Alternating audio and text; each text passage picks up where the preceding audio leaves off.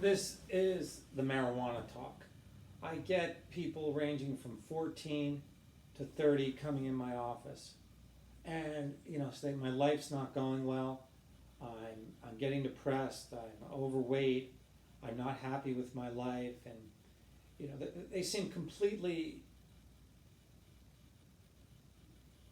void of any insight into what's going on. And I say to them, well, are you doing any drugs or alcohol? And they say, well, I smoke a little marijuana.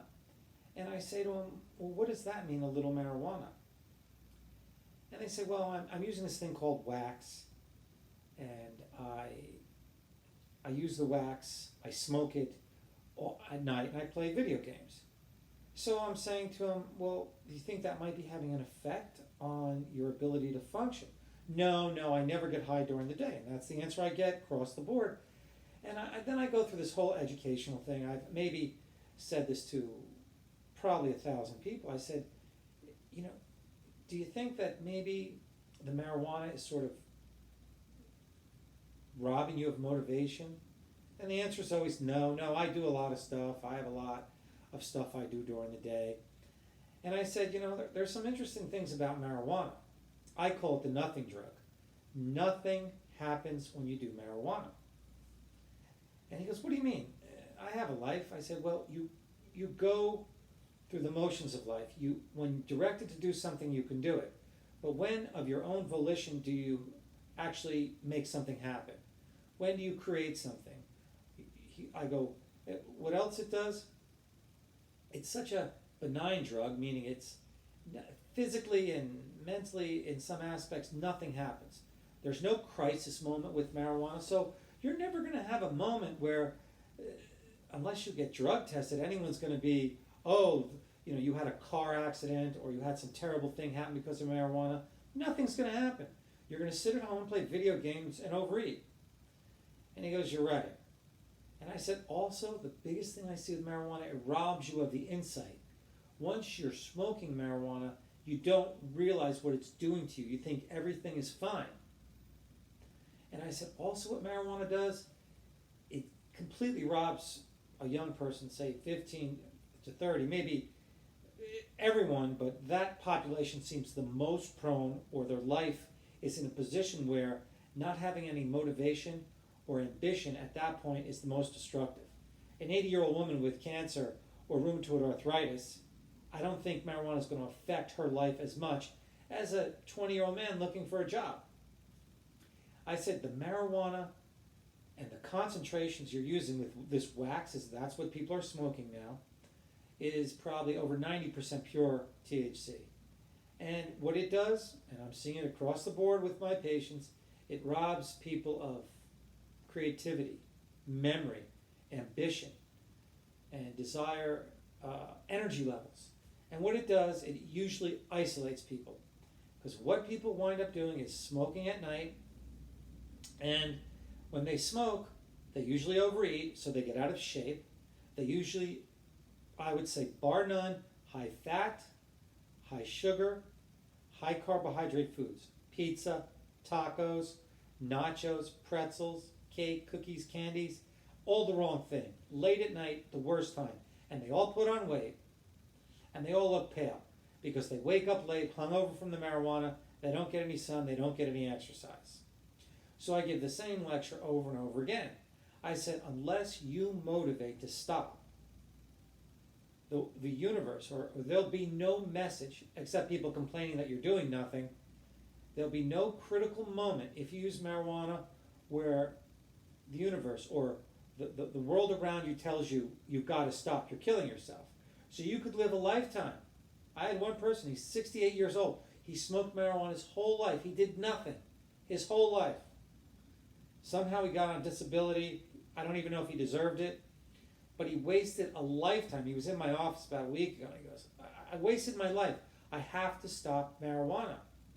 And then after it takes 10 days to withdraw from marijuana. Do you realize that? And it takes 10 days of not sleeping, restlessness, irritability. It takes 6 weeks after smoking wax for 2 or more weeks for that to leave your body. And every patient I have who I detox from marijuana, By the way, I use medications. There's clonidine and trazodone. I use different meds to minimize the effects of withdrawal. But there is a withdrawal from marijuana. It takes roughly 10 days. It's complete after 6 weeks. And at the 2-week mark, and the 4-week mark, and the 6-week mark, at each point in time, I say, let's look back from the day you walked in, now 2 weeks later, off marijuana. What's different? He goes, I feel like there's a vice lifted off my brain. I'm more active. I'm showering in the morning. I'm getting dressed. I'm getting outside, and I'm actually doing things. Things are starting to happen in my life. I said, if you were smoking, what would happen? He said, I would get up late. I wouldn't feel good. I would lie around. I'd get up like at 11 o'clock and make a little lunch, and then I'd hang around, watch TV, and say, well, I smoked yesterday. What's the point? I may as well smoke today and get high. So at the 2-week mark, they look back and they go, God, I can't believe how different I feel, how more energy, how my memory's back, how I can think straight, I'm not dulled, how I can get things done. I follow through on things. I said, you know what? In 4 weeks, you're going to look back at today and still say the same thing, how much you've changed. So at 4 weeks, I had the same patient look back at the 2-week mark, and they tell me, you're right, I feel so incredibly different. I thought I was fine at 2 weeks, and I still wasn't fine. And I said, guess what?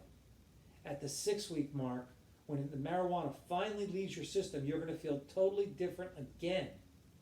So at the 6-week mark, I have him look back, and the person tells me the same thing. They go, I cannot believe how impaired I was from marijuana. And I thought I was fine at 2 weeks and 4 weeks. He goes, I'm thinking straight, and what's different now is I'm planning a career. I was like, yeah, you're 20 years old. You need to get something done. You need to make things happen. He goes, I have friends. I can get a job. And I said, you know what else is different about you now? You're not blaming your parents. You're not blaming the world around you why things aren't happening. Because when you're on marijuana, it's everyone else's fault. It's not your fault.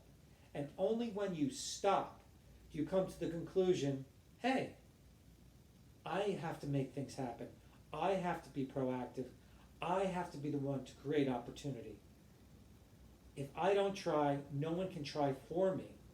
And marijuana robs you of insight, and it robs you of ambition or desire to do anything. And it takes about 6 weeks off before you're full throttle and you're fully able to make things happen.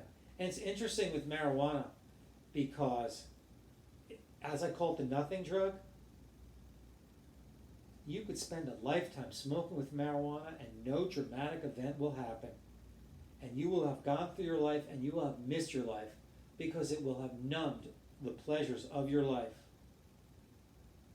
I'm a medical prescribing physician for marijuana. And is it good for someone with cancer, for brain tumors, for AIDS, for amyotrophic lateral sclerosis, which is a neurological disease, irritable bowel, possibly post-traumatic stress disorder, chronic pain conditions, glaucoma, seizures? Sure. But giving it to a young mind will destroy that mind and will destroy any success that person will have. It has no place in a young mind unless that particular individual has some illness that requires it. Thank you.